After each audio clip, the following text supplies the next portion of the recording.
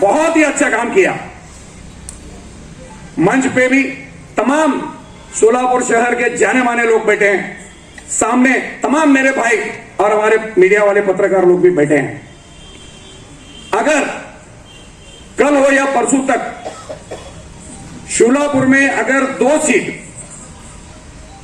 शहर मध्य और दक्षिण सोलापुर में अगर जाहिर नहीं करते, 2 मुसलमानों को उम्मीदवारी अगर नहीं देते हैं, तो इंशाअल्लाह ताला आने वाले 25 तारीख को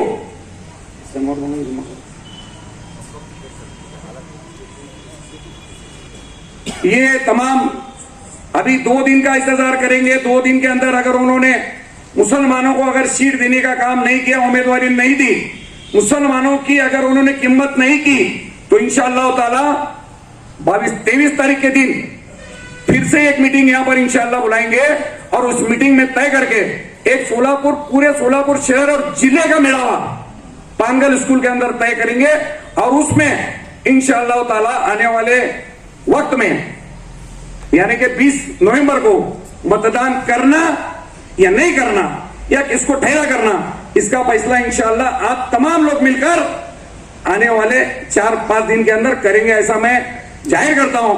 और मुझे बोलने का मौका दिया और तमाम लोगों ने खामोशी से सुना, इसलिए मैं तमाम लोगों का शुक्रिया कि तमाम मुसलमानों ने आज तक कांग्रेस पार्टी को बहुत बड़ा बनाया,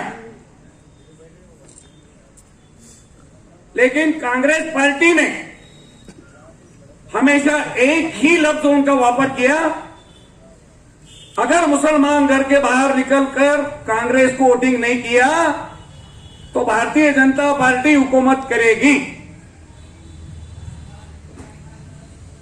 सन 2014 में मुसलमानों ने अपनी पीठ फिराई, उस वक्त कांग्रेस पक्ष, भारतीय जनता पक्ष सत्ते पे आया।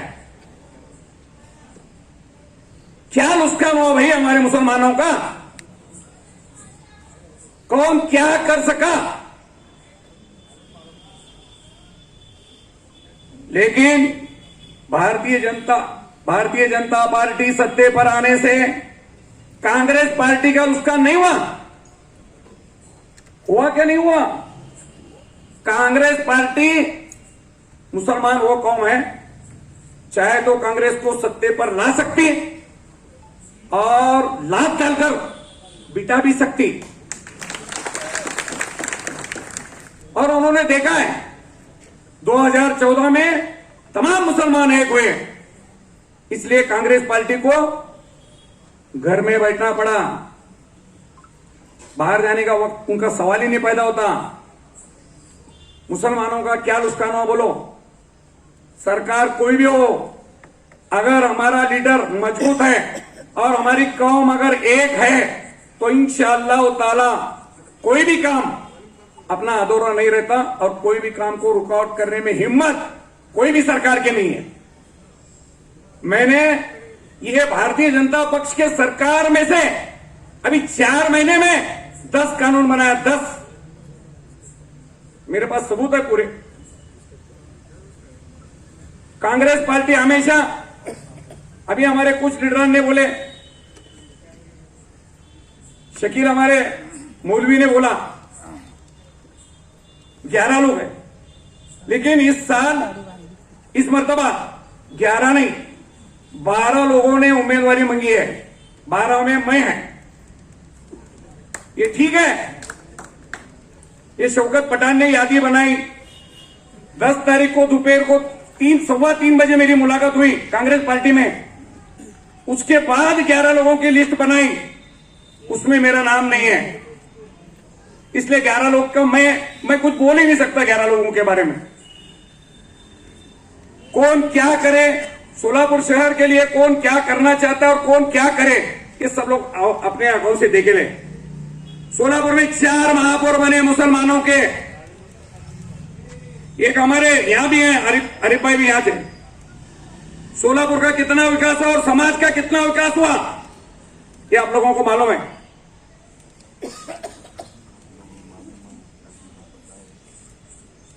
अभी 3 महीने पहले जो लोकसभा चुनाव हुआ, उस लोकसभा चुनाव में भारत देश के तमाम मुसलमान सुबह 6 बजे से लाइन में ठहरकर हमारे मां बहने मतदान के लिए ठहरे और मतदान किया। हम सब तमाम भाई और दोस्त बिरादर तमाम लोगों ने मतदान किया। इसलिए कांग्रेस पार्टी को 100 जगह मिले, 100 जगह।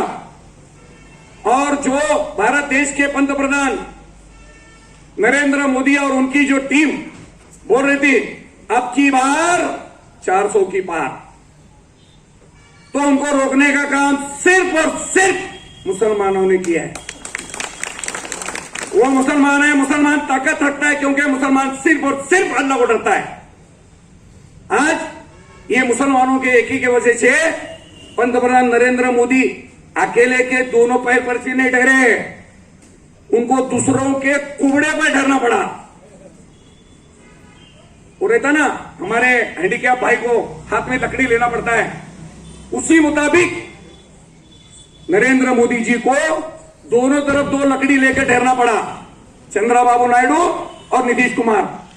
अगर उनकी साथ जब भी खत्म हो जाएंगी तो इंशाल्लाह उनको नीचे आना पड़ेगा। और रही बात हमारे अभी परिणीति शिंदे साहब ताई हमारे को पूछती नहीं, ये मौलवी ने बोला बिल्कुल करेक्ट है, मैं सहमत हूं इससे। उनका कहना ऐसा है अगर कोई मुसलमान का नाम लीडर लेंगे तो हमारे हिंदू के वोट जाते, तो ले लो। मुसलमानों को भीख क्यों मांगते तुम? मुसलमानों को भीख मत मांगो ना। मुसलमानों को भीख मांगने के लिए तुमको शर्म नहीं आती? मुसलमानों का नाम अगर लेंगे तो तुम्हारे वोटिंग कम होते। देखो ये पिछले, मैं 1-2 मिनट के अंदर बोलता हूं, ज्यादा वक्त लेता नहीं। अभी 23 मई को महाराष्ट्र के सरकार ने जो आने वाला सिलेबस है ना, अपना एजुकेशन का सिलेबस, इयत्ता 3 से लेकर 12वीं तक का सिलेबस, आपको पता है वो उसमें उन्होंने मनुस्मृति लाए थे। मनुस्मृति, मनुस्मृति का अर्थ मालूम है भाई आपको? किसी को मालूम है मनुस्मृति का मतलब? मालूम है क्या किसी को? मनुस्मृति का मतलब है उन्होंने जो हिंदू राष्ट्र लाना चाहते ना, उसमें का मनुस्मृति का मतलब भगवत गीता गाने का, मनाचा श्लोक करने का, ये सब उन्होंने एजुकेशन के सिलेबस में लाए, मतलब अभ्यासिका में लाए थे। अगर मैं ख्याल नहीं करता तो याद रखो उसमें ये छपाकर आया था। मैं 23 मई को घर में बैठा, बातमी न्यूज आई, कोई महाराष्ट्र में कोई अखबार में नहीं आई, मेरे पास आई, मैं भी नहीं छापा। दूसरे दिन से काम को लगा, पूरे मोहम्मदन के जितने ऑफिसर है एजुकेशन के बंबई तक सबको फोन लगा के उन्होंने क्या लाया थोड़ा मंगा के लिया। 376 पेजेस का है, उसकी किताब बनाई। किताब बनाकर 2 हेड मास्टर डाक बंगले में बिठाकर 2 दिन अभ्यास करने को लगाया मुसलमानों के। उन्होंने बताया मुझे सब, यानी कि हमारी पूरी मुस्लिम की नस्ल खत्म करने का काम ये नालायक सरकार ने करने का काम किया था। लेकिन कोई कांग्रेस या तो महाविकास आघाड़ी ने कोई आवाज नहीं उठाया। ये आपको किसी को भी मालूम नहीं, इसलिए मैं बता रहा हूं। तो इतनी